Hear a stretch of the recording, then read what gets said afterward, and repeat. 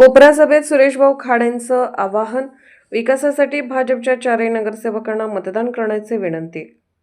प्रभाग क्रमांक 4 मधील कोपरा सभा येथे आयोजित नागरिकांच्या सभेत पालकमंत्री आमदार सुरेशभाऊ खाडे यांनी उपस्थितांना संबोधित करत विकास कामाच्या आधारे भाजपच्या निरंजन आवटी, अपर्णा शेटे, विद्याताई नलवडे, मोहन वाटवे या चारही नगरसेवकांना पुन्हा एकदा सेवा करण्याची संधी देण्याचे आवाहन केले। मागील 5 वर्षात प्रभागात झालेल्या विकास कामांचा आढावा घेत त्यांनी नागरिकांना झालेल्या कामावर मतदान करण्याचे आवाहन केले। सुरेशभाऊ खाडे यांनी सांगितले की वॉर्ड क्रमांक 4 मध्ये आतापर्यंत जवळपास 24 कोटी रुपयांची विकास कामे पूर्ण करण्यात आली असून भाजपचे चारही नगरसेवक निवडून आले, तर वॉर्ड क्रमांक 4 मध्ये वेगवेगळ्या ठिकाणी 4 संपर्क कार्यालये सुरू करण्यात येतील, ज्यामुळे नागरिकांच्या समस्या अधिक जलद आणि प्रभावीपणे सोडवता येतील, असे त्यांनी स्पष्ट केले। विविध ठिकाणी होत असलेल्या सभांना नागरिकांची मोठी उपस्थिती पाहून नगरसेवक आधीच निवडून आले आहेत की काय असे सूचक वक्तव्यही सुरेशभाऊ खाडे यांनी केले। यामुळे सभेत उपस्थित असलेल्या कार्यकर्त्यांमध्ये उत्साहाचे वातावरण निर्माण झाले। ते पुढे म्हणाले की नागरिकांनी आपले मोलाचे मत भाजपच्या चारही उमेदवारांना दिल्यास विकास कामामध्ये कोणताही अडथळा येणार नाही, मात्र वेगळे नगरसेवक निवडून आल्यास श्रेयवादामुळे विकास कामे रखडण्याची शक्यता असून त्याचा फटका थेट नागरिकांना बसू शकतो, असा इशाराही त्यांनी दिला। कोपरा सभेत झालेल्या या सभेमुळे वॉर्ड क्रमांक 4 मधील निवडणूक प्रचाराला वेग आला असून भाजपच्या विकासाभिमुख राजकारणावर विश्वास ठेवत नागरिकांनी पुन्हा एकदा भाजपच्या उमेदवारांना पाठिंबा द्यावा, असे आवाहन सुरेशभाऊ खाडे यांनी केले। आणि लाडक्या बहिणीचे हप्ते 2 थांबलेले आहेत। थांबलेत का नाही? पाहिजेत ना? संक्रांतीच्या अगोदर दोन्ही हप्ते 3000 रुपये तुमच्या बँकेत जमा होते। त्यावर चिंता करायची। आता जे उमेदवार तुमच्याकडे येतील ते उगवत्या पावसाच्या छत्र्या असतात, सगळ्या जे पावसाळ्या उगवल्या छत्र्या आज येते, मग आम्ही हे करू, मग आम्ही ते करू, आम्ही हे करू, हे करू। पण आम्ही तुमच्या समोर काम करून लाडकी बहीण घेऊन कामगारांचं, मी कामगार मंत्री होतो त्यावेळेला तर कामगारांचं मला वाटतं ते भांडी मिळाली का? भांडी कोणाला हातवर करा, बरी झाली। मी कामगार मंत्री असताना मी तो प्रयोग केला की बाबा कामगार आमचा इकडं तिकडं स्थलांतर करत असतो, कुठेतरी करत असतो, त्यांना भांडी आपल्याला दिली पाहिजे। तर भांड्याचा सेट सुंदर आहे ना, भांड्याचा सेट चांगला आहे ना, मग भांड्याचा सेट दिला। तर मी कामगार मंत्री मी स्कीम चालू केली होती आणि त्या पद्धतीनं आपण ती स्कीम चालू केली। त्या पद्धतीनं कामगारांना सेफ्टी किट ट्रंक दिली, त्याच्याबरोबर ट्रंक पण दिली। कामगारांना सेफ्टी किट त्यांना वरती काम करताना सुरक्षिततेसाठी काम करावं त्यासाठी ती किट पण दिला। आपण ह्या गोष्टी करतं भाजप करतं। आणि दुसरी गोष्ट आहे की तुम्ही मला 4 वेळा इथं आमदार केले, एवढे मोठे आशीर्वाद दिले तुम्ही मला, मत दिख्यानं प्रत्येक तुम्ही निवडून घेता। तुमच्या आशीर्वादानं ह्या 2 वेळा मी कॅबिनेट मंत्री झालो आणि पालकमंत्री सुद्धा झालो।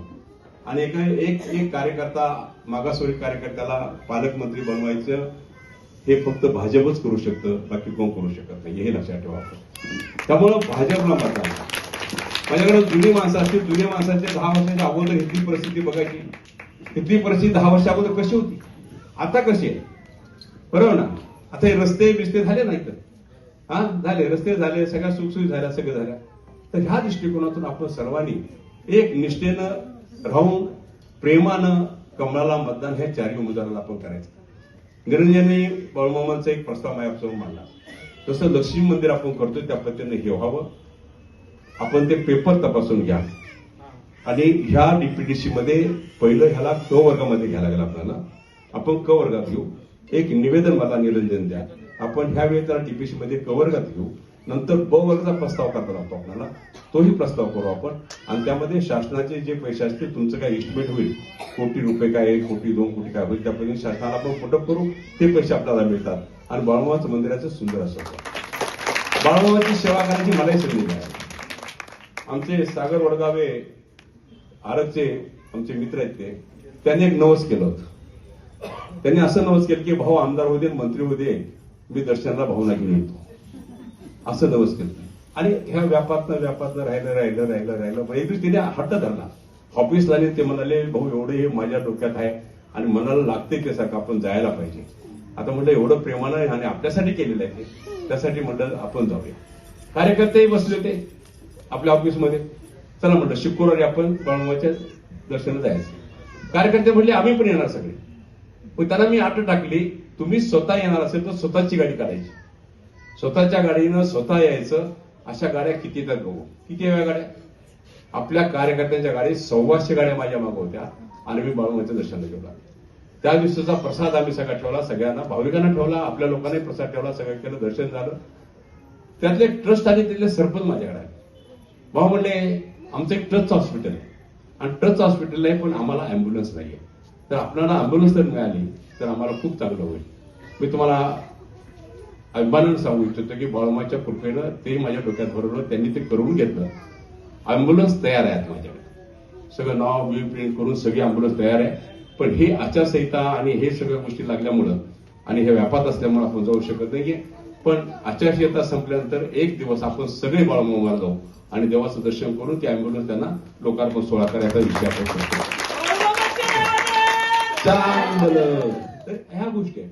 आणि मला काल सकाळी निरंजन म्हटलं की आपण बाळूमामाची तिथे बैठक घ्यायची आहे. मी गणपतीच्या वेळी इथं मी आलो होतो, डेकोरेशन बघायला आलो होतो त्यावेळेला. आणि त्या दृष्टिकोनातून आज ह्या निमित्तानं आज तुम्हाला मतदान बघायला आम्ही होतो. आपण मतदान द्या, विकासाची चिंता करू नका. सुखात दुखात सगळे ही टीम तुमच्या बरोबर राहणारी लोक आहेत. असं काय उग्रपणा काका फुगून फिरणारे लोक नाहीये. आता मी ही आता मला जवळजवळ 17-18 वर्ष झाली तुम्ही आमदार म्हणून मी राहतोय तुमच्या बरोबर. विकास करत असताना ज्या ज्या नगरसेवकांनी प्रस्ताव दिले माझ्याकडे तिथे प्रस्ताव सगळे मी मंजूर केलेले आणि राहिलेली कामं पण आपण मंजूर करू, त्याबद्दल आपलं दुमत नाहीये. निश्चितच महाराष्ट्र शासन आपलं आहे, केंद्र शासन आपलं आहे आणि सांगली जिल्ह्यात पण आपला झेंडा नगरपालिकेवर लागणार आहे हे निश्चित आहे. त्यामुळं आपण मागं राहू नका, विचार करा. आता जे लोक येतात त्यांना एक विचारायचं, भाऊने आम्हाला हे पत्र दिले आहे, त्या पत्रात भाऊने 24 कोटीची कामं दिली आहेत, तुम्ही काय केलेले असं पत्र एखादं काढलंय का? तुम्ही इथं काय विकास केलाय का? 10 लाख 15 लाख तर तुम्ही दिलेत का? इथं तुम्हाला मतदान आम्ही का करायचं? जो एवढा विकास होतोय, एवढं सगळं होतंय, कमळाने विकास केला, भाजपने विकास केला, आपण त्याला मतदान करायला पाहिजे. त्या दृष्टिकोनातून आपण विकास करणार नाही. पुन्हा आश्वासन देण्याची काय गॅरंटी आहे? आश्वासन देते जाते निघून, मतदान घेते जाते निघून, पण तसं करू नका. मग अशी निरंजन सांगितलं की मतदान चौघांनाही द्या, चौघांना दिलं, तिघांना दिलं तर मला द्या. मोठं पण आहे त्याच. आज मागात फिरले सगळे, माझं एक मतदान दे, ती त्याला कुणाला पण दे, मला एकट्याला मतदान करा, त्याला द्या, अशी मागणारी. आज तुम्हाला अभिमानानं सांगतो मी, भारतीय जनता पार्टीचे नगरपालिकेमध्ये 78च्या 78 उमेदवार भाजपच्या कमलावर लढणारे तयार झाले सगळे. आज राष्ट्रवादी काँग्रेस, शिवसेना आणि काही पक्ष असतील त्यांच्याकडे पूर्व पॅनलही त्यांना करता आला नाही.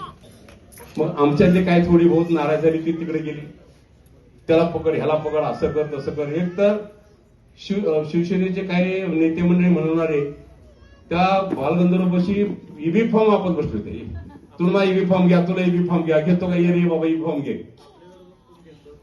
नाही आपल्याला कोण घेणार नाही. पण हे ईबी फॉर्म साठी तर एवढी मारामारी असते, लोक काय काय करतात. पण हे रस्त्यावर वाटायची परिस्थिती त्याच्यावर आली.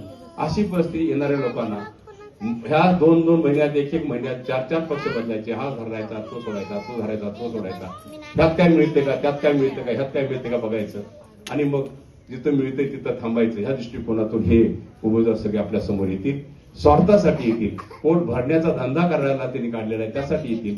सावध राहा, आपला विकास व्हायचा आहे, आपल्या मुलाबाळांचं आयुष्य इथं संपवायचं आहे. त्या दृष्टिकोनातून आपण सर्वांनी कमळाला मतदान करा, 4ही उमेदवारांना आपण निवडून द्या, एवढीच मी आपल्याला विनंती करतो. बराच वेळ झालाय, थंडी पडलेली आहे, त्यामुळे काही जास्त काय बोलत नाहीये. पण निश्चितच लाडक्या बहिणीचा मोठा हक्क आहे आणि लाडक्या बहिणी काय चमत्कार करू शकतात हे आम्ही बघितलं. कारण मागल्या विधानसभेला कसा चमत्कार केला, काय उलट सुलट केलं, त्याच्यापेक्षा बिहारला लय चमत्कार केला. बिहारला तर पाक साफसफाई केली लाडक्या बहिणी आणि लाडक्या बहिणीची ताकद आहे हे लक्षात ठेवा. आता थोडस असतंय काय घरामध्ये मालक असतात ते कुठंतरी जरा इकडं तिकडं पक्षामध्ये पोटे करतात, पण घरात आल्यानंतर कमळ कमळ चालू करायचं. कमळ कमळ राम राम म्हणतो ना घरात, राम राम राम राम म्हणतो ना. आता नाही, कमळ कमळ कमळ कमळ कमळ ते डोक्यात बसलं पाहिजे कमळ. मतदानाला जाताना आता दुसरी गोष्ट आहे, आपल्याला हाफ तिकीट आहे ना, हाफ तिकीट दिले ना आपल्याला, हे भाजपने केलेलं आहे आमच्या माता बहिणीसाठी हाफ तिकीट. पण त्या दिवशी हाफ तिकीट म्हणून कुणी माहेर जायचं बिलकुल नाही. मतदान करा, सकाळी लवकर करा जावा. पण त्या दिवशी माहेरचा लोक टाळायचा त्या दिवशी. आणि जाताना साहेबांना बरोबर घ्यायचं, बरोबर घेताना बरोबर चाललं की सारखं कमळ कमळ कमळ कमळ कमळ.